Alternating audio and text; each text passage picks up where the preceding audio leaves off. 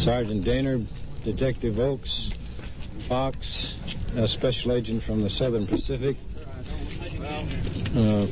Officer Farnsworth and Raft of the Traffic Division. Two young men. See, they threw a pair of shoes over the fence. One is barefooted. Farnsworth? Yeah. You and Rath get these fellas? Yes, they started to run away just as we got to the back of the building there. They started talking when we drew our guns and told them to holler, we'd shoot. And they stopped almost immediately and held up their hands, told them to face the wall, spread their hands and legs apart. We entered over through the fence. Officer Rath entered through the fence and began to search one of the parties while I covered them. They tried to enter the building. They hadn't actually entered it. They were trying to enter it. They were picking up pieces of metal or something around the back of the building. And they deny trying to enter it. Pick up any tools or anything? I picked a knife and a looks something like a looks like a jimmy bar. Jimmy tool, yeah. Here comes the last suspect over. Yeah. Let's take him in. The detectives are going to take him in for questioning.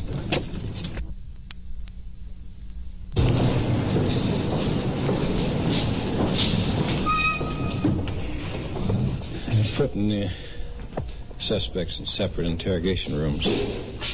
Rath and Farnsworth, I see you have some properties taken off of these culprits. Well, off of the suspect that I searched, I found a pocket knife and a jimmy tool. And how about your man, Rath? My man had a pair of gloves on at the time he was stopped. He had a flashlight in his pocket. He had a pair of wire cutters, diagonals, and a knife in his pocket. He claims that he carries the stuff with him all the time, and the gloves he just happened to have with him to use, and he put them on to climb over the wire fence. Did they both have gloves on? They both had gloves on at the time they were arrested. Let's ask them a couple of questions, huh? Sure. All right. Go on in, Farnsworth. Rath. Okay, we want to ask you a couple of questions here.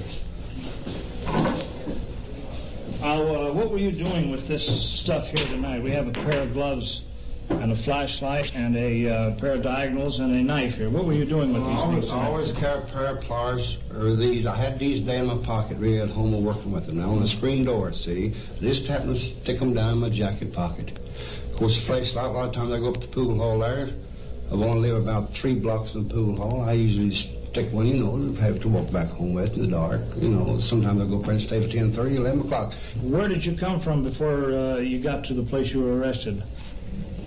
From that tavern over here where his car's parked. Mm-hmm. And from there, how did you get over to the place where you were arrested? We went right across the corner there, over there, because that's where I told you we seen the lights. Where did you take the car to? Well, the car's sitting there at the tavern. Or why didn't you take the car with you? Well, we didn't think we'd drive the car up there if it was would get out of there, which they got away anyway on us, whoever it was. Now, I don't know, they might not even been a bothered thing. The guys was walking along there now. How far is the car from the place you were arrested? Well, I couldn't say exactly how far. I'd say, maybe half a quarter of a mile. Why did you walk over to this place where you were arrested? We steer these guys over there, this light, and I told this one guy, I said, there's somebody over there with a light.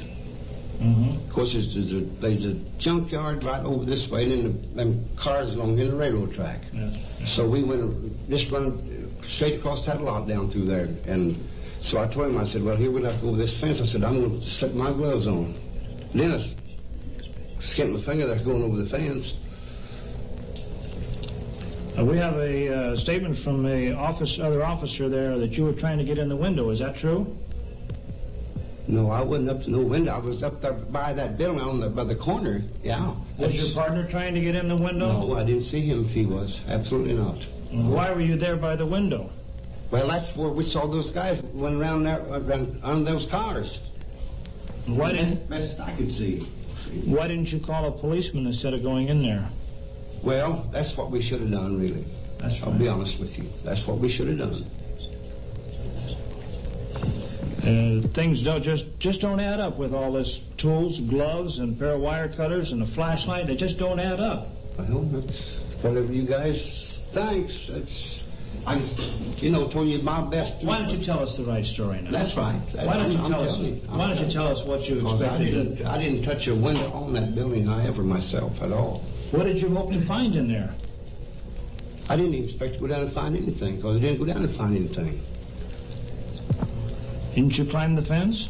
Yeah, we went over the fence, and then we didn't know the other fence was on the other side, see? Didn't you know that was a violation of the law? Yes, trespassing? I knew that. Yes, sir. I sure did. Where do you work? I haven't worked too much this winter at all.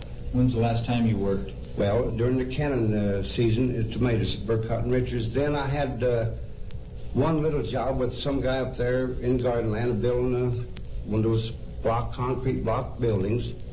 Then I worked over here with him on the same job, building a room on a patio for a guy way over here in Fruit Ridge. All right. How do you maintain yourself from day to day if you're not working steadily? Well, I'm usually there at home and I'm at the pool hall. You could check at the pool hall there and find out I'm there pretty near every day at the pool hall. What do you do at the pool hall? Well, I play a little pool once in a while. Once in a while, just sit around and watch. What do you do for maintaining yourself? What I mean as far as... financing, you mean? Is that what you mean? Well, my wife, she worked, and only every few nickels I get, she gives them to me. Or the girl, I borrow sometimes off her. She works over here in town. Have you got any money on you now? No, I haven't. Where did you expect to find some money tonight? No. I wasn't even looking for any money. What were you doing when you first observed these two fellows going over the fence, as you say?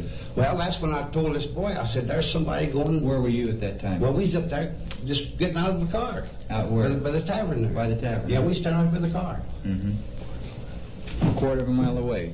Well, it was, I don't know whether it's a quarter or not. Maybe not It's quite more than a quarter. Well, whatever it is, quarter. You have pretty good eyesight over there where it's all dark. Well, of course, naturally, a guy can see a flashlight in the, a light.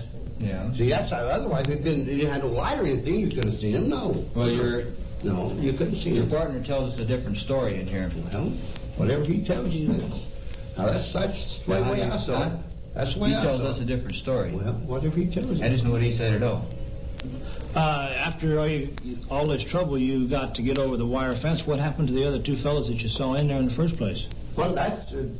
really, honest to be with you, I don't think they was in that lot now. I think they was over the fence by the railroad tracks. So you don't think they were there at all? Yes, we seen the light there. Yeah. And did you see anybody? Yeah. You saw a person in there? No. Now, they wasn't in that. I wouldn't say it was in the pen at all. In that fence, They could have been on the outside, just as well with their light. But there was a light over there. That's when I saw it. And it was just like he was carrying a lantern or a flashlight.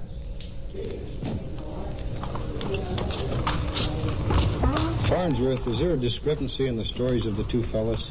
Yes, one fellow states that they were driving by, the driver of the car states that they were driving by when they noticed two fellows going over the fence.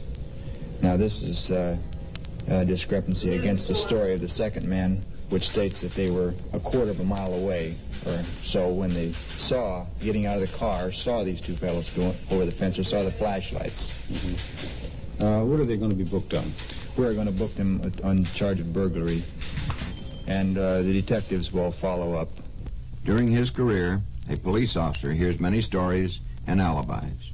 But the story told by the burglar suspect, whose arrest you covered tonight, was completely implausible. In addition, his friend told a conflicting story. As a matter of fact, both were lying, and subsequent questioning brought out the admission that they planned to break into the place. They also admitted other burglaries and were held to answer. This is Unit 99 in Sacramento, California. These on-the-scene tape recordings were provided by the Sacramento Police Department and were made on duty by Sergeant Dan Meredith in Unit 99. Your host is Chief James V. Hicks of the Sacramento Police Department. Be with us when once again you will hear... KMA 907, Sacramento Police. Unit 99. Are you in the clear? Unit 99 to KMA 907. Unit 99, Sergeant Meredith, 909, in service, on the air.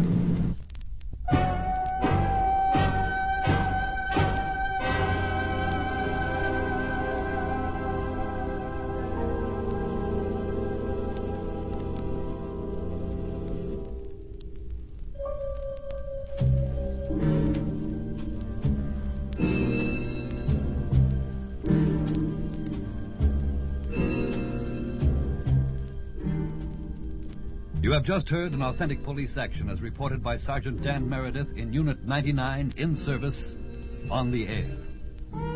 Next week at the same time, another on-the-spot tape-recorded event presented in cooperation with the Sacramento Police Department by the United States Armed Forces Radio and Television Service.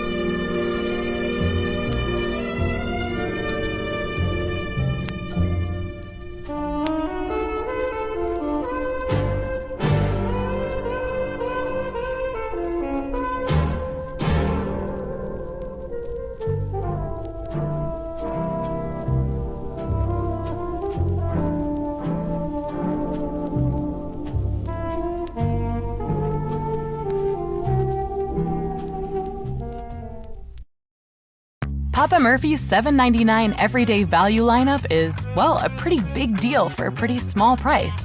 We're talking big savings and big flavors, like the new bold shredded pepperoni pizza, savory crumbled sausage pizza, or classic cheese pizza, all for the small price of $7.99 each.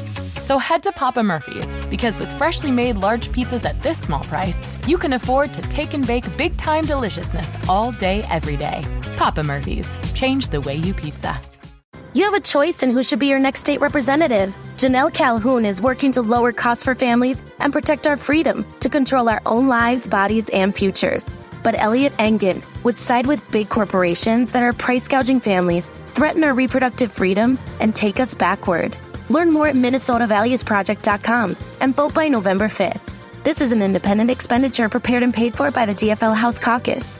It is not coordinated with or approved by any candidate, nor is any candidate responsible for it.